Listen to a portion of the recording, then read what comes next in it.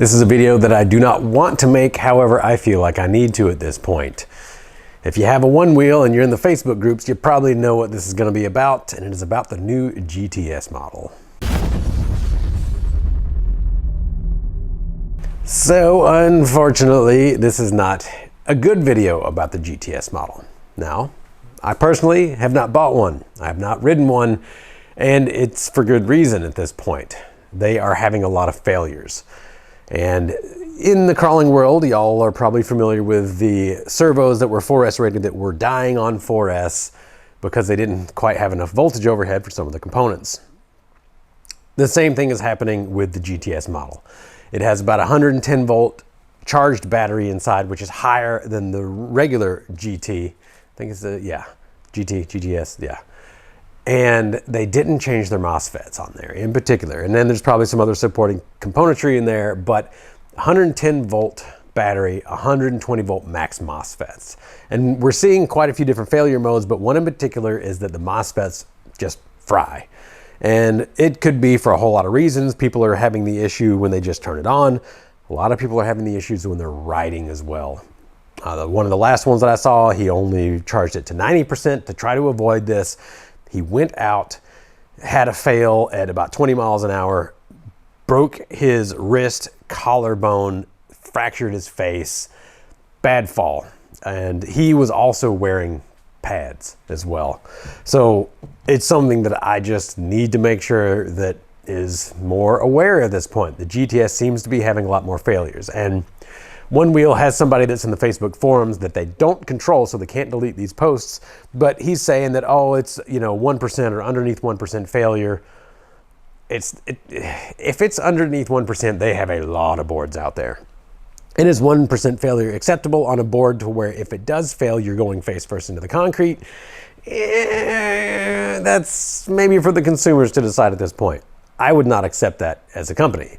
But I also would not put 120 volt MOSFETs on a 110 volt battery as a company. That's we've been through this in so many different ways in our industry, and it's even riskier when you have your person on the board. When you're literally riding this magic carpet, you need more margin on there. And personally, I wouldn't put 110 volts on anything that I'm riding on like this. I would probably cap it at like 80 volts or something like that. But if you're pushing for performance and higher speed, this is what's currently happening in both Onewheels and the unicycle thing, Ukes or whatever people call them.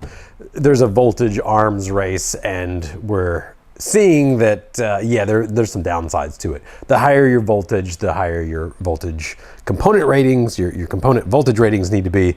And if you don't deal with that with each new model, then you're gonna have models that end up failing. As you bump up the voltage, you're trying to find, where is the fail point? Well, the one that's at the testing facility, the 10 that's at the testing facility, maybe they don't fail, but then you start getting thousands of them out in the wild, and 1% failure on 1,000 units, that's 10 of them. That's 10 people that went face first into the concrete.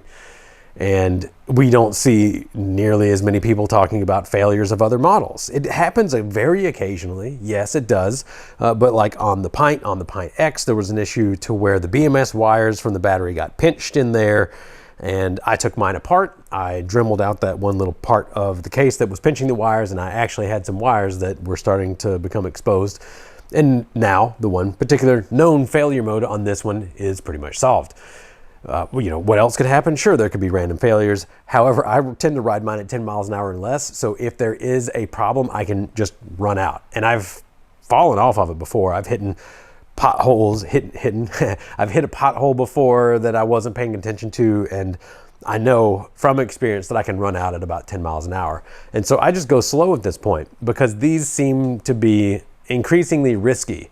There was also some over-the-air updates that seemed like it bricked a lot of boards, all of the models, and so I never did the update. It's got the whole haptic response, but it seems like with the new haptic response where the board will vibrate when you go too fast, that if you continue to push it, it just shuts off. Instead of doing the nose pushback that they used to do, you don't have as much pushback, which I hear that they change that once again. Reason why, if an object is working fine, I do not update my firmware. I try to not update operating systems and everything like that. And a lot of people say that I'm weird for it. Y'all have told me that in the comments. Oh, you know, just update your stuff. You're being weird. If I ever post that on forums, like, hey, the bamboo printer forums, that I don't update my firmwares if it's running just fine. And every time a new firmware comes out, people are bitching about how their bamboo doesn't work like it used to and they got to reslice all their files, blah, blah, blah. I like to poke the bear a little bit. Hey, guess who isn't having problems? The people that didn't update onto this new beta that's untested yet. And the same thing is happening in our ride-on communities. And I've seen people brick their boards from firmware updates. And now, unfortunately, we're seeing the GT-S model seemingly being not a good design. And so I feel like I need to mention it. I need to put that out there. And I don't know how well this is going to disseminate on YouTube, because they have a little bit more control about taking things down. On the Facebook groups, they don't control them all. And so when somebody has a crash, they post about it and there's nothing that can be done to hide it. And we're seeing a lot of them. I mean, it's like every day there's a couple at this point. People riding the GT-S that just has it randomly fail on them. Maybe right after a charge, maybe after they went somewhere and they're trying to go back. One dude was stuck many miles out because his GT-S just randomly failed on him when he went to turn it on. And that is a problem if you have too high of a voltage. When you press the on switch, there's an inrush of current to charge your capacitors on the inside. And when that current stops, the voltage tries to keep pushing, and so you have this spike. Your current goes woo, and then as your current is coming down after your capacitors charge, your voltage goes up, trying to keep that current going, because that's what voltage wants to do. It wants to keep running as if it has some sort of momentum to it.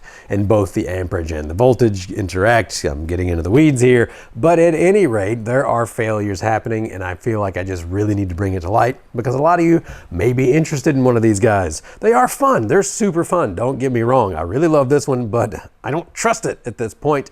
And especially after seeing all the new failures, I will not be getting a GT-S. I was thinking about it, but I will not. Nope, I would rather Vesk my board at this point. I will ride this one that has proven to be solid for me, and I will be happy. Not breaking my face is what I will be happy with. So there you go. Just a forewarning. It seems like the GT-S model is having a lot of random failures, and we seem to know why, although Onewheel, of course, is denying that that is a problem.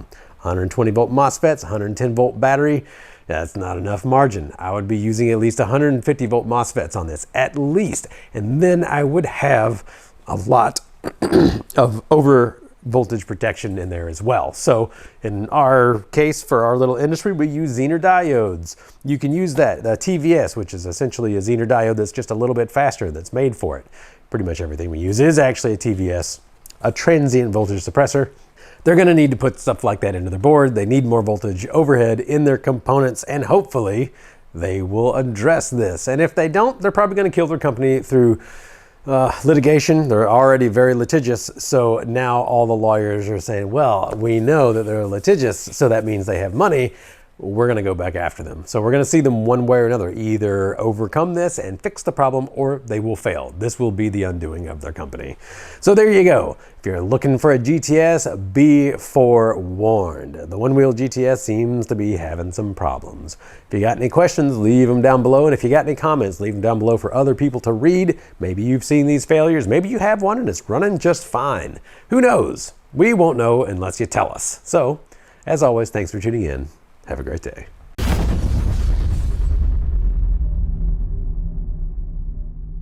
You've made it to the end of the video. Hopefully that means you liked what you saw. If you want to help out the channel, you can like, subscribe, and definitely comment down below. We would like to hear new ideas from you, so be sure you let us know what you'd like to see. There are some other suggestions probably floating by my head right now that you can check out, and otherwise we appreciate your support and your help growing the channel.